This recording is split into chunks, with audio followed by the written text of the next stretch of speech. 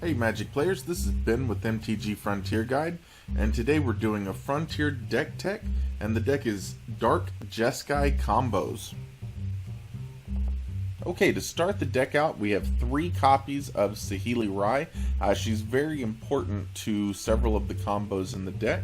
And we also have 2 copies of one of my favorite cards, which is Panharmonicon. Whenever an artifact or creature enters the battlefield and causes a triggered ability of a permanent you control, you actually get to trigger that ability a second time. Okay, so we're going to start the creature base out with 4 copies of Felidar Guardian.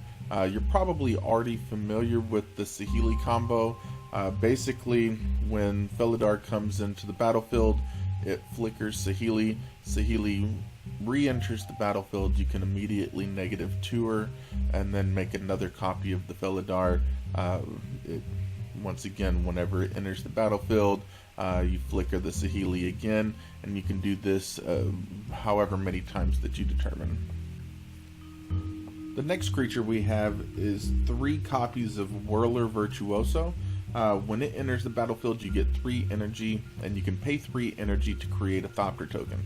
Now this synergizes very nicely with the Panharmonicon, because you do get additional energy whenever it enters the battlefield for however many Panharmonicons you have out on the battlefield at that time. The last creature in the deck is going to be a full play set of Reckless Fireweaver. Reckless Fireweaver is very important. Not only does it deal 1 damage whenever you create a Thopter token off of the Whirler Virtuoso, it also deals a damage every time you make a copy with Saheeli of the Felidar Guardian, because that copy is an artifact creature. So if you do it 20 times, you can deal 20 damage to the opponent. Next up, we have our other supporting cards for our combos.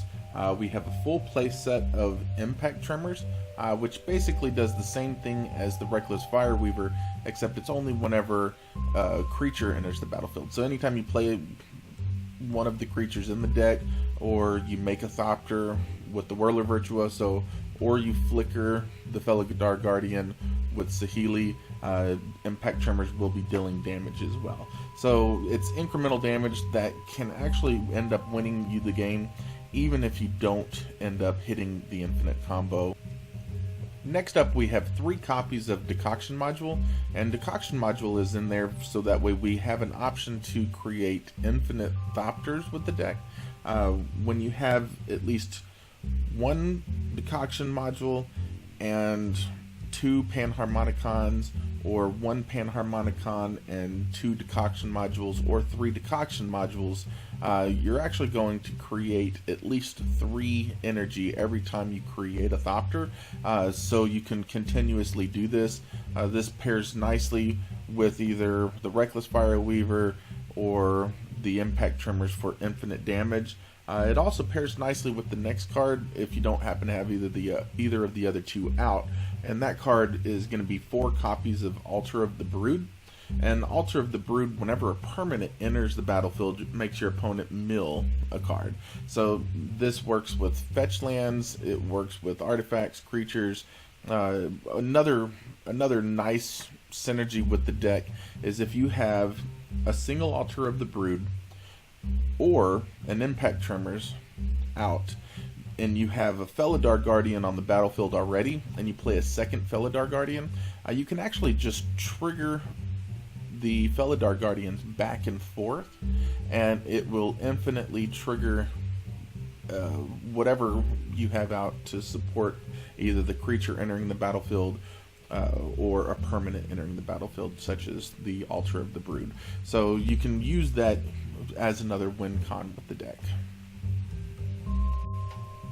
Now, we're not running any counter magic in the main board of the deck, but we do have some control cards to help manage the board so we can get our combos online. As far as instants go, we have 2 Fatal Push to help manage the early game, get rid of some of the problematic creatures at the beginning, and we also have 2 copies of Harnessed Lightning. Harnessed Lightning can double to provide energy to help kickstart Whirler Virtuoso if you needed to use the energy previously to make a Thopter to block or something like that.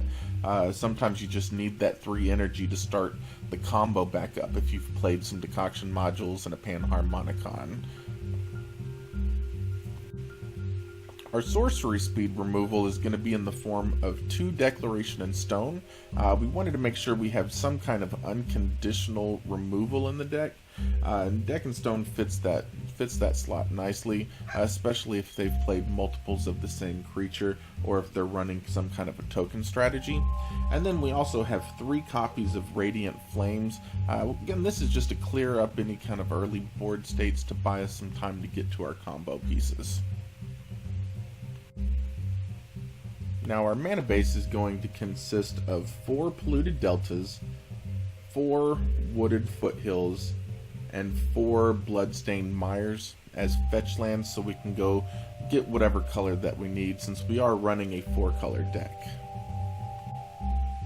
So the dual lands in the deck are going to consist of 2 copies of Smoldering Marsh, 2 copies of Sunken Hollow, 2 copies of Prairie Stream, and 1 copy of Canopy Vista.